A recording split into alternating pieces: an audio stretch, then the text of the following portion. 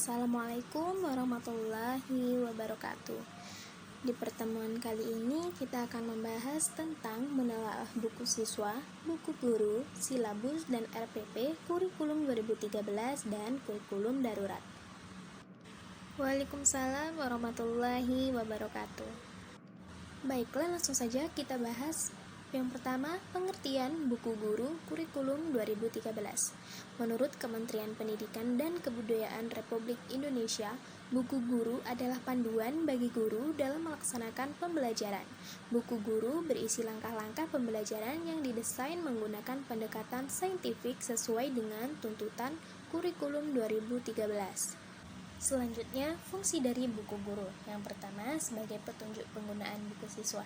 Informasi yang akan didapatkan guru dari buku guru adalah sebagai berikut. Yang pertama, karakteristik kurikulum 2013, kompetensi inti, kompetensi dasar, dan indikator pencapaian kompetensi dasar pembelajaran mata pembelajaran terkait.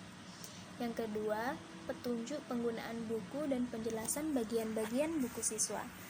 Selanjutnya, sebagai acuan kegiatan pembelajaran di kelas, buku guru menyajikan hal-hal sebagai berikut.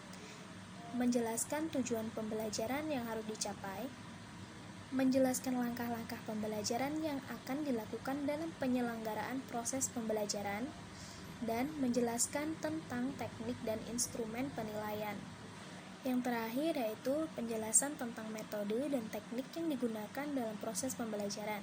Adapun karakteristik buku guru, yang pertama mengembangkan keseimbangan antara sikap spiritual dan sosial, pengetahuan dan keterampilan, serta menerapkan dalam berbagai situasi di sekolah dan masyarakat. Selanjutnya, menempatkan sekolah sebagai bagian dari masyarakat yang memberikan pengalaman belajar agar siswa mampu menerapkan apa yang dipelajari di sekolah ke masyarakat dan memanfaatkan masyarakat dan lingkungan sebagai sumber belajar. Memberi waktu yang cukup leluasa untuk mengembangkan berbagai sikap, pengetahuan, dan keterampilan. Selanjutnya kita masuk ke pembahasan kedua, yaitu tentang buku siswa. Buku siswa merupakan buku sumber belajar bagi siswa atau peserta didik. Pada setiap bab dilengkapi dengan peta konsep, pengantar, bagian kegiatan siswa baik eksperimen maupun non-eksperimen atau diskusi, latihan soal, rangkuman, evaluasi, dan tugas bagi peserta didik.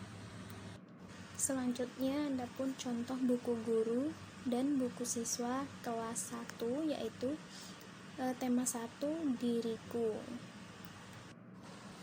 Selanjutnya kita akan membahas tentang silabus. Menurut kurikulum 2013, pengertian silabus adalah rencana pembelajaran pada suatu kelompok mata pelajaran atau tema tertentu yang mencakup standar kompetensi, kompetensi dasar, materi pokok, pembelajaran, kemudian kegiatan pembelajaran, indikator, penilaian alokasi waktu, dan sumber atau bahan atau alat belajar. Selanjutnya yaitu manfaat silabus. Yang pertama, sebagai pengaturan kegiatan pembelajaran dan mengembangkan sistem penilaian. Yang kedua, sebagai sumber utama dalam penyusunan rencana pembelajaran berkaitan dengan standar kompetensi maupun satu kompetensi dasar. Yang ketiga, sebagai pedoman untuk merencanakan pengelolaan kegiatan pembelajaran lebih lanjut.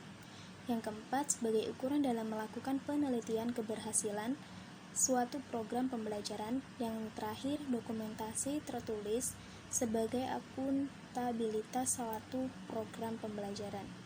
Fungsi silabus sendiri yaitu yang pertama, memberikan informasi tentang rencana pembelajaran. Yang kedua, guru dapat melihat, mengamati, menganalisis, dan memprediksi proses pembelajaran. Yang ketiga, suatu pedoman dalam pengembangan pembelajaran. Yang keempat, sebagai sumber pokok dalam upaya penyusunan rencana pembelajaran. Dan yang terakhir, sebagai alat aktualisasi kurikulum secara operasional pada suatu tingkat pendidikan tertentu. Komponen silabus.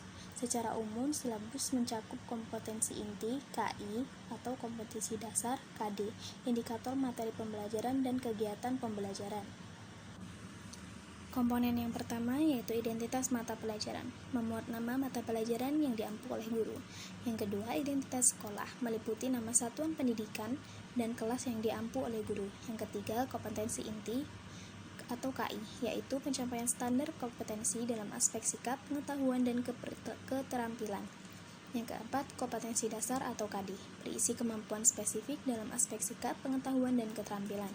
Yang kelima, indikator pencapaian kompetensi, yaitu pengukuran yang menunjukkan pencapaian kompetensi dasar tertentu dalam penilaian mata pelajaran. Yang keenam, materi pokok, berisi fakta, konsep, prinsip, prosedur yang relevan dengan kondisi kelas dan ditulis dalam bentuk butir-butir sesuai dengan rumusan indikator pencapaian kompetensi. Yang ketujuh, kegiatan pembelajaran, yaitu proses kegiatan di dalam kelas untuk penentuan pencapaian kompetensi yang diharapkan. Dan yang kedelapan, penilaian, merupakan proses pengumpulan dan pengelolaan informasi untuk menentukan pencapaian hasil belajar. Yang kesembilan, alokasi waktu, yaitu penentuan alokasi waktu. Setiap kompetensi dasar dibuat sesuai jumlah jam minggu efektif pelajaran untuk setiap satu semester.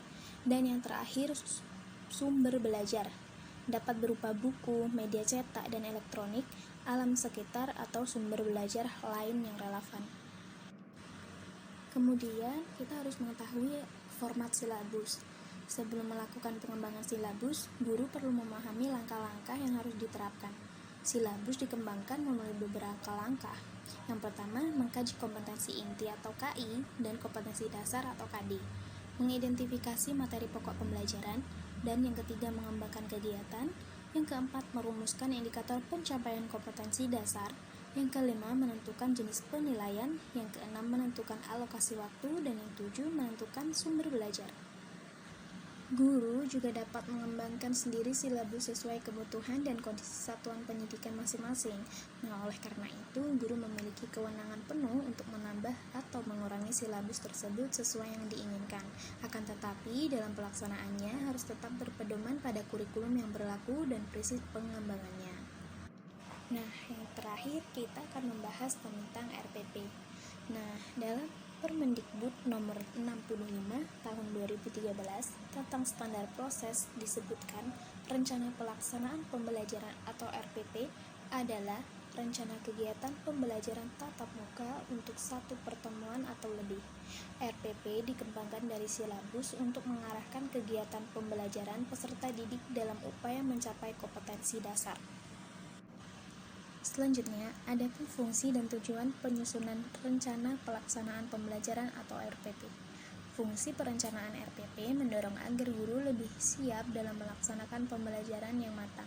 Sedangkan fungsi pelaksanaan dari RPP adalah memberikan pedoman agar pembelajaran dilaksanakan secara sistematis dan pelaksanaan pembelajaran berjalan secara efektif sesuai dengan yang direncanakan dan pembelajaran yang dijalankan sesuai dengan kebutuhan peserta didik. Dari fungsi RPP tadi, sangat jelas bahwa tujuan penyusunan RPP sendiri adalah agar pelaksanaan pembelajaran dapat berjalan lebih efektif. Adapun komponen-komponen dalam pembuatan RPP, yang pertama, identitas mata pelajaran. Identitas mata pelajaran ini meliputi satuan pendidikan, kelas, semester, program atau program keahlian, mata pelajaran atau tema pelajaran, jumlah pertemuan. Yang kedua, standar kompetensi. Standar kompetensi merupakan kualifikasi kemampuan minimal peserta didik yang menggambarkan penguasaan pengetahuan, sikap, dan keterampilan yang diharapkan dicapai pada setiap kelas dan atau semester pada suatu mata pelajaran. Yang ketiga, kompetensi dasar. Kompetensi dasar adalah sejumlah kemampuan yang harus dikuasai peserta didik dalam mata pelajaran tertentu. Yang keempat, indikator pencapaian kompetensi. Indikator kompetensi adalah perilaku yang dapat diukur atau diobservasi untuk menunjukkan ketercapaian kompetensi dasar tertentu. Yang kelima, tujuan pembelajaran. Tujuan pembelajaran menggambarkan proses dan hasil belajar yang diharapkan dicapai oleh peserta didik sesuai dengan kompetensi dasar.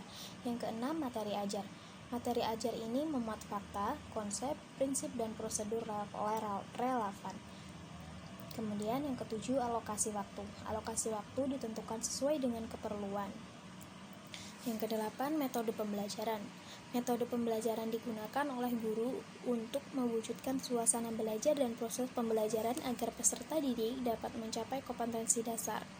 Yang kesembilan, kegiatan pembelajaran, yaitu ada pendahuluan, terus kegiatan inti, dan penutup. Dan yang ke-10 yaitu penilaian hasil belajar. Prosedur dan instrumen penilaian proses dan hasil belajar disesuaikan dengan indikator pencapaian kompetensi dan mengacu kepada standar penilaian.